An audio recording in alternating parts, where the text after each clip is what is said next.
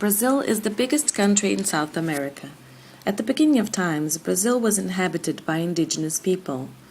They subsisted on hunting, fishing, gathering, and migrant agriculture. In 1500, Commander Pedro Álvares Cabral was appointed by the King of Portugal to head an expedition to India, following Vasco da Gama's newly opened route around Africa. The object of the undertaking was to return with valuable spices and to establish trade relations in India, bypassing the monopoly on the spice trade then in the hands of Arab, Turkish, and Italian merchants. Pedro Álvares Cabral and his fleet of 13 ships sailed far into the western Atlantic Ocean, perhaps intentionally, where he made landfall on what he initially assumed to be a large island.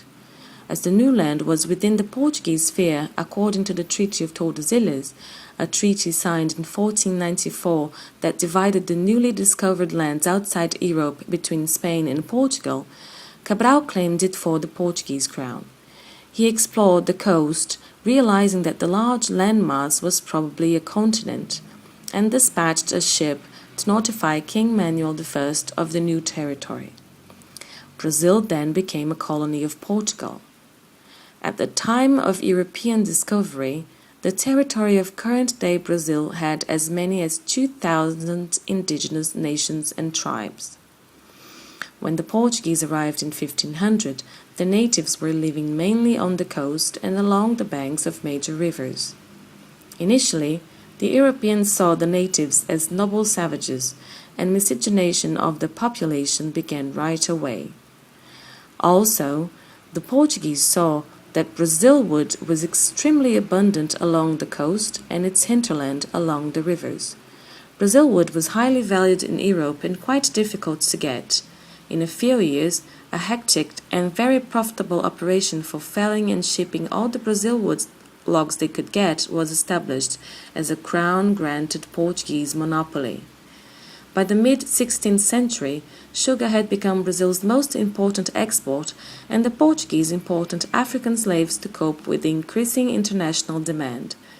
Up to the middle of the 19th century, millions of slaves were exported from Africa and sold in the Americas. Of these, Brazil probably received the biggest share than any other region taken in separate.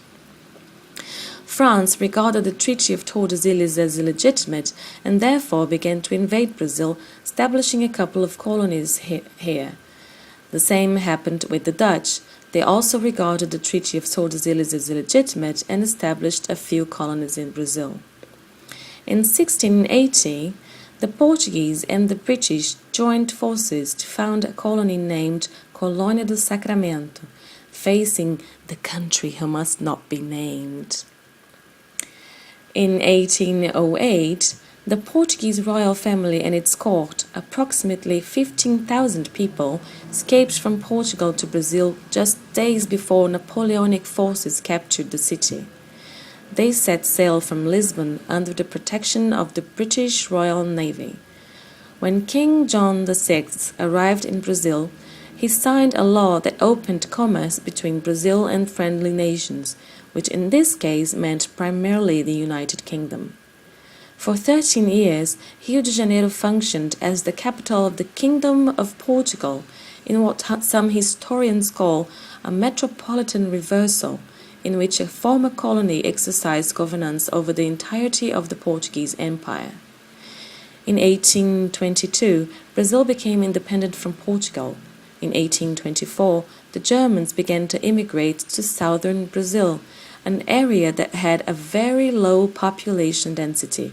Since Brazil was recently independent from Portugal, it was not possible to bring Portuguese immigrants.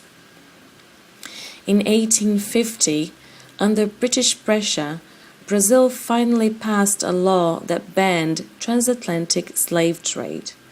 In 1875, Brazil government started to attract Italian immigrants to work on the coffee plantations in southeast Brazil. In 1894, Charles William Miller brought the first football from England to Brazil.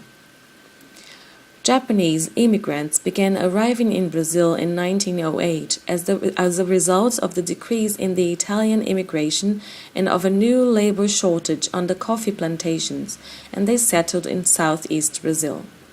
As you can see, Brazil is a melting pot of cultures. Brazilian folklore includes medieval Iberic traditions brought by the Portuguese settlers, as well as other European nations' folklore, African traditions brought by slaves during colonial times, and elements originated in Brazil by the contact of the three different traditions: European, indigenous, and African.